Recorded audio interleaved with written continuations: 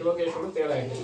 మనము శివుడిని ఏమడిగినా కూడా ఇస్తారని మనకు తెలుసు. ఆయన ఏమంటే మనం గోళాశివుడు ఏది అడిగినా కూడా ఇస్తాడు.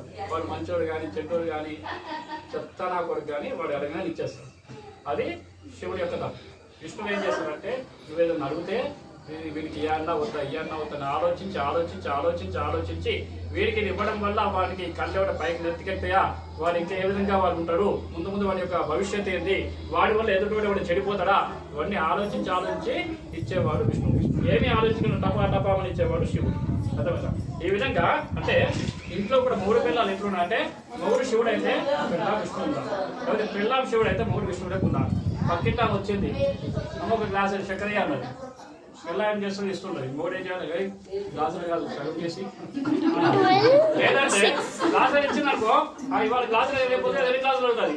ఈ మొగుడు లేదనుకో పిల్ల ఇచ్చి కూడా ఒక గ్లాసు ఇల్లు గుడ్డ అవుతుంది. అంటే పిల్ల ఎప్పుడు కూడా ఇచ్చేటట్టుంటే మొగుడు ముంచేటట్టున్నారు. మొగుడు ఇచ్చేటోళ్ళు అయితే పిల్ల ముంచేటట్టున్నారు. ఇద్దరు ఇచ్చేటోళ్ళు అయితే కథమే. ఇద్దరు ఇయ్యనోళ్ళు అయితే ఇద్దరు ఇవ్వకుండా శివుడు లెక్క మన విష్ణువు లెక్క అనుకో ఆ ఇంటికి ఎప్పుడు ఎవరు కడపలు ఒక్కరు అదే ఇంటి వద్ద ఇంత ఛాయ్ కూడా వెళ్తే వాళ్ళ ఇంటి కూడా పనిచేస్తారు. కాబట్టి విష్ణువు లెక్క ఒకరు శివుడు లెక్క ఒకరు ఉంటేనే ఆ సంసారాన్ని బ్యాలెన్స్గా పోతుంది. కాబట్టి మొదట విష్ణువు దండం పెట్టుకోండి. ఓం శాంతాకారం పరివేషైరం పద్మనాభం సురేషం విశ్వాకారం గగనసదృశం మేఘవర్ణం శుభాంగం లక్ష్మీకాంతం కమలనయనం యోగ విజ్ఞానగమ్యం వందే విష్ణుం భవభయం సర్వలోకైకనాథం స్వాహా.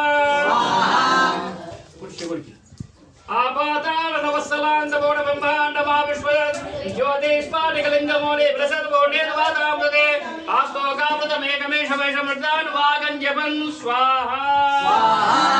శివకేశవాయ నమః. సుప్రీతో